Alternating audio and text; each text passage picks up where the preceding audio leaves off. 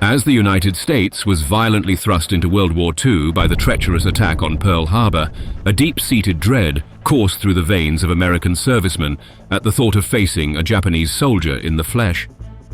The warriors of Japan, heirs to a legacy steeped in the ancient arts of the Samurai and Ninjutsu and honed in martial disciplines like judo, kendo, sumo and jukendo, were perceived as an almost mythic, unstoppable force in close-quarters combat. In a fervent bid to neutralize this fearsome adversary, the United States military embarked on a nationwide quest for the most lethal martial artists it could find: boxers, wrestlers, even masters of the knife-fighting arts, to forge an American answer to the feared Japanese martial prowess. They discovered the man who seemed destined for this challenge. François D'Eliscu was an enigma wrapped in a riddle, a man whose arsenal brimmed with skill, ambition, and a uniquely eccentric persona. A razor-sharp intellectual fused with the soul of a warrior, D'Eliscu's revolutionary approach to mental preparedness transformed the way American GIs trained and battled. In his own words, D'Eliscu once declared, quote, "Our enemies have been toughened, seasoned, and experienced in jungle fighting for a long time. They have been preparing for war. We have been enjoying a utopian peace of mind. The French learned this too late." Standing at just 5 feet 5 inches and weighing a mere 136 pounds, D'Eliscu, often dismissed at first glance by his trainees, swiftly turned skeptics into believers. Confronted with the rigorous and perilous training courses he designed, complete with live flamethrowers and deadly traps, some trainees questioned his methods. D'Eliscu simply responded, quote, "Fire and gas are a little unorthodox, but then so is war." Milton François D'Eliscu, born in the heart of New York City in 1895 to a French businessman father and a Romanian mother, was a withdrawn child, his younger brother once recounting, quote, "an introverted, buck-toothed loner."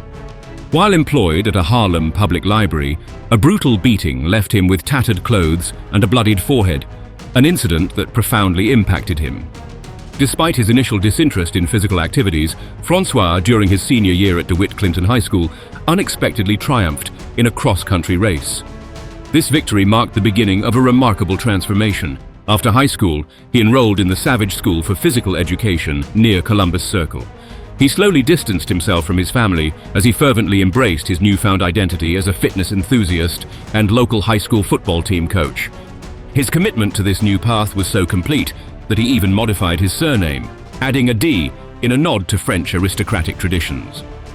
In 1917, amid the global upheaval of World War I, François enlisted in the United States Army. His brother later recalled a striking image of him in a military parade, quote, "marching as though the war depended upon him alone." Though he never saw combat in the Great War, François played a role in overseeing sporting activities at Fort Gordon in Georgia. Following the war's end, he embarked on an academic odyssey, earning a bachelor's degree in education and a master's in sociology from the University of Pennsylvania, another master's in science from Columbia University, and ultimately a doctorate from New York University. Having honed both his intellectual prowess and physical capabilities, François was on the brink of discovering his true life's mission. While François D'Eliscu continued molding young athletes as a collegiate sports coach, he also carved out a unique niche as a radio personality, captivating listeners with his daily exercise programs. D'Eliscu, ever the thrill-seeker and undeterred by conventional limits, once audaciously chose to broadcast an episode from the ocean's depths. This underwater escapade took a dramatic turn when one of his weighted shoes slipped off, and the relentless current nearly swept him away. Recalling the incident, he humorously noted, quote, "When I came up, I found out that everybody thought I was dead. It seems that the main tube from the microphone broke, and I was there talking away, and all that came out for the broadcast was glug, glug, glug, glug." In the waning years of the 1920s, François' journey took him to Honolulu, where he managed the Olympic swim team, counting among its ranks the legendary Johnny Weissmuller. During a 1928 trip to Tokyo with the US swimming team, D'Eliscu was invited to 2 judo schools to showcase Western wrestling techniques there. The Japanese, keen on studying foreign martial arts, meticulously photographed his moves. After his demonstration, D'Eliscu, ever the diplomat, requested the head instructor to reciprocate with a display of judo techniques. Initially hesitant, the instructor was eventually swayed by D'Eliscu's flattering request, unveiling his complete bag of tricks. D'Eliscu expressed his gratitude with a respectful bow and departed, unaware the techniques he witnessed and absorbed would, 14 years later, be imparted to American soldiers, woven into the fabric of their training for the fierce combat that lay ahead. Over 40 years old when World War II erupted, François D'Eliscu, undeterred by age, re-enlisted in the military.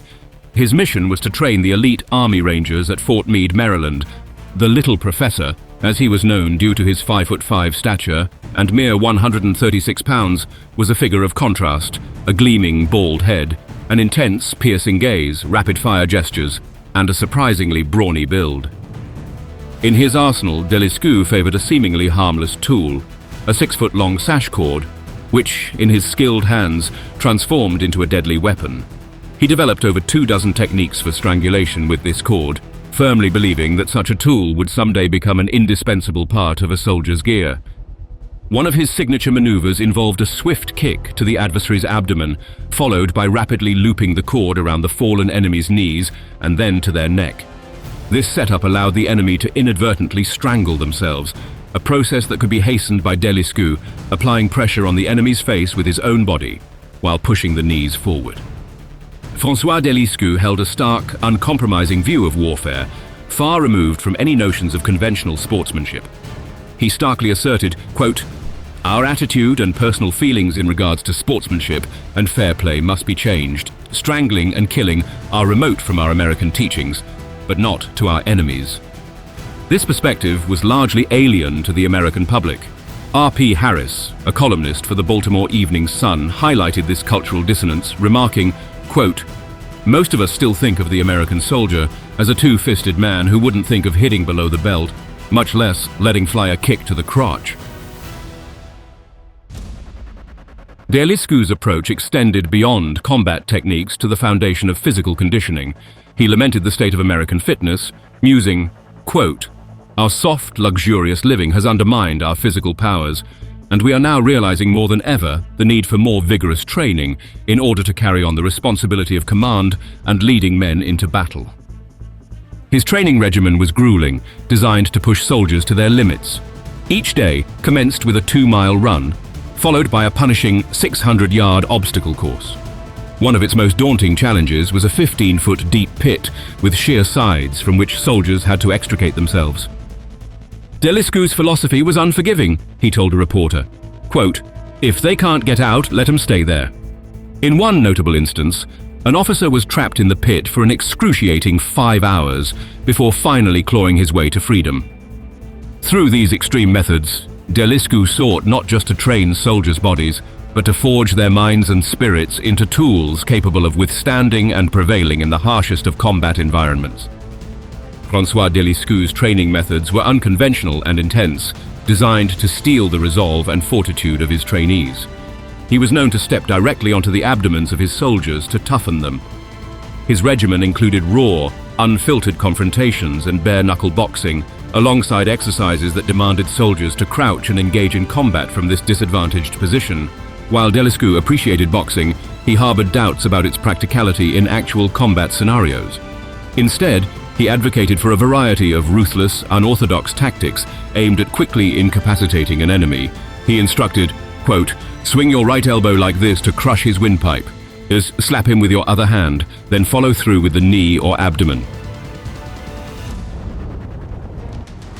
Impressed by D'Eliscu's unparalleled fighting and fitness program, in early 1943, US Army leaders dispatched him back to Hawaii to establish a new school. This institution was designed to rigorously prepare Rangers for the harsh jungle warfare awaiting them in the Pacific's island campaigns. The school featured a punishing 3-mile course winding through hills, challenging water obstacles for navigation, walls that demanded scaling, and a greased metal slide to conquer before a half-mile crawl.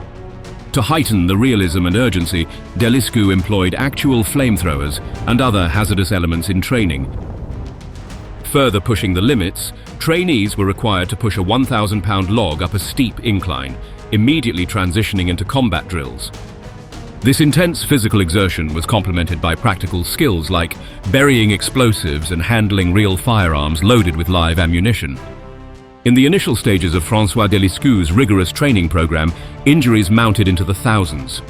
Faced with criticism, D'Eliscu defended his methods with a pragmatic, if harsh, logic, stating, quote, "Better to have a few men hurt now than to have them killed needlessly later." R.P. Harris, a vocal critic, challenged D'Eliscu's approach, arguing that his superior speed, skill, aptitude, and coordination were not representative of the average soldier's capabilities. However, D'Eliscu remained unapologetic, firmly believing in the efficacy of his methods. He asserted, quote, "I went through every test with the men, never asking them to do a thing I wouldn't or couldn't do." As D'Eliscu's fame soared, so did the number of his detractors. His unique and controversial methods made him a media sensation. The intensity and unconventional nature of his training caught the public's attention to such an extent that Life magazine dispatched a photographer to Fort Meade. They aimed to feature what they dubbed his dirty fighting system, a term that encapsulated the raw, unfiltered nature of his combat preparation techniques. François D'Eliscu's commitment to the effectiveness of his training extended beyond mere instruction. He was driven to validate these techniques in actual combat. Despite his critical role as a trainer in the US war effort, D'Eliscu persuaded his superiors to allow him a brief foray into the front lines. In November 1943, this opportunity materialized when D'Eliscu accompanied landing forces at Makin Atoll in the Gilbert Islands. Amidst the chaos of the advance inland, D'Eliscu and his patrol found themselves under relentless sniper fire, forcing them to seek immediate cover. During this intense encounter, D'Eliscu followed a tall lieutenant who was abruptly struck in the arm by a sniper hidden in a tree. Reacting swiftly, D'Eliscu returned fire, striking the sniper and causing him to tumble from his perch. According to Cole's account, D'Eliscu then closed in on the wounded Japanese soldier. Utilizing the very disarming techniques he had taught at Fort Meade and in Hawaii, he swiftly confiscated the enemy's rifle and knife, subsequently neutralizing the threat. This act of valor and quick thinking in the heat of battle earned François D'Eliscu the prestigious Silver Star 3 months later, an accolade that underscored his bravery and the practical effectiveness of the combat techniques he had so passionately developed and taught. After his commendable stint in combat, François D'Eliscu returned to the United States, only to be redeployed to France shortly thereafter. In Fontainebleau, he was tasked with organizing training courses, a role in which he excelled. His exceptional service earned him prestigious French honors, including induction into the Legion of Honor and the award of the Croix de Guerre. D'Eliscu's legacy was further cemented through his literary contributions. He authored How to Prepare for Military Fitness and the Manual Hand-to-Hand Combat, detailing his unique fighting techniques and individual style. These works served as a testament to his innovative approach to military training. His expertise was not confined to the US military. During the Korean War, D'Eliscu extended his knowledge and skills to Turkey as part of a foreign aid program, training local forces in the art of combat. Eventually, he returned to the United States, continuing his teaching career at Fort Bragg in North Carolina. In 1954, D'Eliscu retired from the army and settled in Siesta Key, Florida, with his wife, where he lived until his passing in 1972. François D'Eliscu's impact on military training was profound. He revolutionized the Army's approach to hand-to-hand combat, leaving a legacy that continued to evolve and remain relevant for decades. The initial fear among US servicemen of the Japanese prowess in close combat, which was largely overestimated and rooted in misconceptions, was effectively addressed and mitigated through D'Eliscu's training. His efforts ensured that American soldiers were prepared to engage the enemy at any range, and if necessary, adopt unorthodox and dirty tactics to survive. As highlighted by Yank magazine, D'Eliscu's influence was so significant that, quote, "The Rangers actually know more about judo than the average Japanese."